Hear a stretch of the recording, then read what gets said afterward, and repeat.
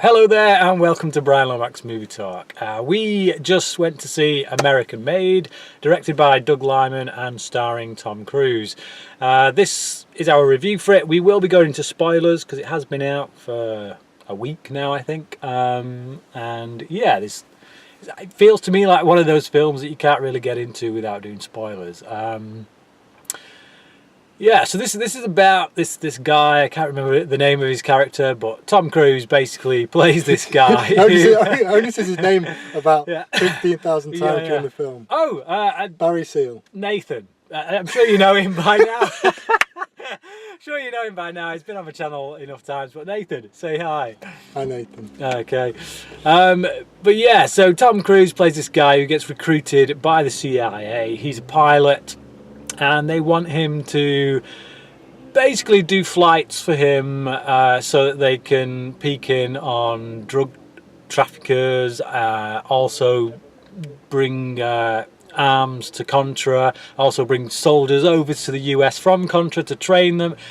All gets a bit convoluted because the drug traffickers also start to use him to move their product, and eventually it's kind of hard to know who exactly it is that he works for. But yeah, it's kind of a comedy / political thriller.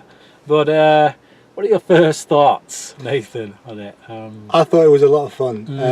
It's really made me want to go and have a look at the real story to see sort of which bits were real and which bits were sort of fabricated for the film, or not fabricated, but which bits were, I guess, were narratively driven. Yeah, a bit of creative license with that, I guess. Yeah. But yeah, really enjoyed it, and in fact probably enjoyed it more than I thought I would. I'm a big Tom Cruise fan anyway, and this was a bit of a different character for him, really.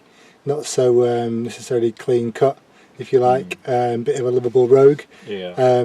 And gave a Tom Cruise performance in terms of standard. I mean, it was quality, and he obviously carried the whole film on his shoulders and did a really good job of that. But I guess the stylistic features of Doug Liman were really good as well. And I really enjoyed the way it was shot and the way the story was told. I think Doug Liman is someone who kind of gets overlooked a bit. When people talk about directors, you know, your Spielbergs get thrown out, Tarantino's, Nolan's.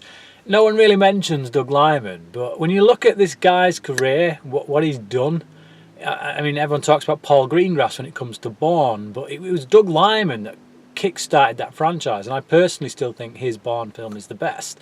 You know, Edge of Tomorrow, Swingers, Go, you know, all these films that are actually really good. Even Mr. and Mrs. Smith, which is probably my least favourite of his, is still an enjoyable ride. It's got stuff in there that I think is quite enjoyable.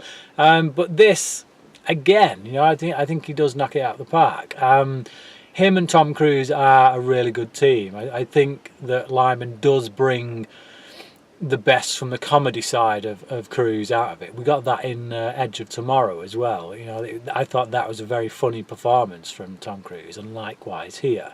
Yeah, like you say, he's a lovable rogue. He still has a few moments, like when he tells the judge, he tells all the DEA and the FBI and the state police that, because he's just been arrested by them all, and he tells them, I'm going to walk out of it, and they all kind of laugh at him. So he has that kind of cocky confidence that you would expect from a Tom Cruise part.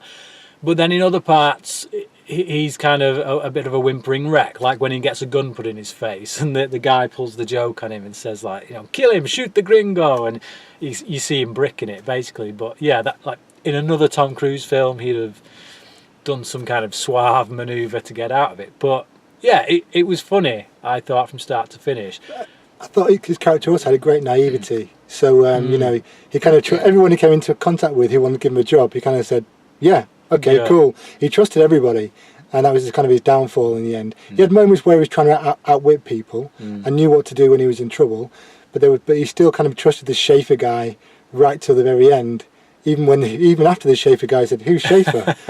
He still kind of thought that he was going to come and save him in the end, but he didn't. Yeah, you kind of feel for the guy, I think, and I would imagine that the true character on which this is based couldn't really be like this. I can't imagine you could stumble through this kind of business, because that does appear to be what it's like. There was a point during the film when I was thinking, this doesn't really feel like a typical kind of protagonist, because he's more driven by circumstance rather than any kind of conflict. There's no real conflict there for him as a character. He just moves from one situation to the next and tries to make the best of it. He kind of always sees the grass as being greener, but in his own life, so to speak. It's like he can't see the wood for the trees. He just, whatever situation he's in, he just tries to make the best of it. And I think that kind of endears us to him. That's why it feels like more of a comedy, I guess, as well. Yeah, that yeah. kind of character. Yeah, I mean, like, you could go the other route with this, and I think if you were going for real life, we would probably see a much darker side to this character, to this man, because I personally can't imagine anyone being this guy who gets into this situation. Maybe I'm completely wrong. Maybe it takes a guy like this to be successful, to be that successful in it. But what about supporting players? I don't know the name of his wife, the actress. No, she's quite a newcomer, I think. Yeah, yeah. She was entertaining. Didn't do anything wrong really. Quite good. And Dom the Hall Gleeson, he's a bit of a favourite of mine at the moment. Actually, he's doing. He seems to be in everything, like literally everything. But yeah, really great actor, and again, comedy chops, shows him here. It's not really much more to say, is there? Because it's like it's a light-hearted film, and I think the nearest relative I can think of, like with regards to kind of proximities, is War Dogs. That's a very similar kind of film in which two bumbling kind of idiots, but that had a bit of a darker streak to it. I think more of a serious streak. Kind of comedy came out of the relationship between these two guys in it, but everything that they were involved in was deadly serious. You got the stakes, I think, whereas here not so much. Just another comment on sort of Doug Liman's stylistic features. So the use of real footage I thought was good, and not too much. Kind of at the right moment you can kind of put what we were watching into political and historical context, which I thought was really good. And I also like the way, I mean, Doug Liman's done it before, but I like the way he cut into the studio logos at the beginning. So the Universal logo, all of a sudden it changed, and we've got an 80s style Universal logo, and all the other logos then again were kind of adapted to the 80s logos, which I really enjoyed actually. Kind of really set the theme of the film straight away. Sorry, there were 70s logos, not 80s. But it really set the. You can hear my brain literally getting ready to. Actually, set the tone really well. Yeah. Anyway, I guess the only negative thing about some of his stylistic choices is the handheld cameras at certain points. I understand in the terms of like why near the beginning there was a lot of handheld cam, because we're following this guy's story, and this isn't a slick Tom Cruise Mission Impossible stylistic film where he's so flawless and doesn't do anything wrong. This is like we said, a rogue who's bumbling his way through, and I think Doug Liman was trying to get that essence with some of the handheld stuff. But I don't, as an audience member, I don't really like to be patronised as well. And at certain points, I thought, oh, come on, just keep the camera still now. I'm a little bit, I don't need to sort of be in that moment where it's immediacy, isn't it? You're trying to contrive a situation. Yeah, I mean, it's they use the camera in that way to bring you essentially into Tom Cruise's perspective. So, because of the situations he's in, the immediacy of it, the kind of thriller aspect, the fact that actually in those moments his pulse would be racing, he wouldn't know which way to look, everything's going off, everything's kicking off, characters are all speaking to him in foreign languages he don't quite understand. And I do think in scenes like that kind of, I don't like to call it shaky cam, but that is essentially what it is. Shaky cam does work for it.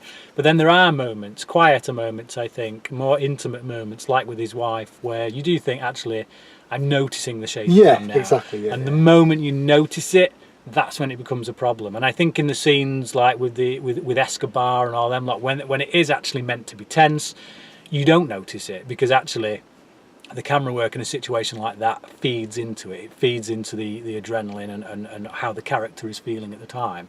But yeah, all in all, I do think it's another really good film from Doug Liman. Is it his best? Probably not, but it's still a very good film. Anything else to think of? Not really. Don't think so. It's just a bit of fun. It's a good Friday night popcorn movie.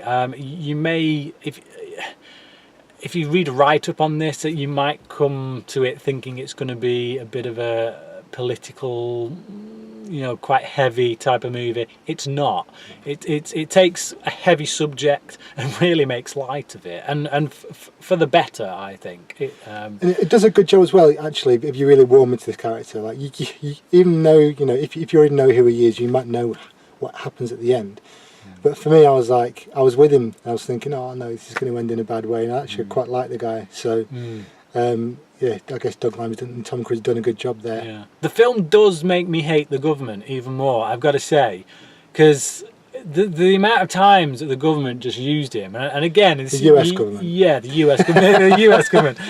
It's just like, again, you do have to, I guess, do your due diligence, do your research, and find out how much of this is true. But if certain aspects of this film were true, then it does. Yeah, the government really screwed this guy over. They took from him all that they could, and just left him out in the dark, really.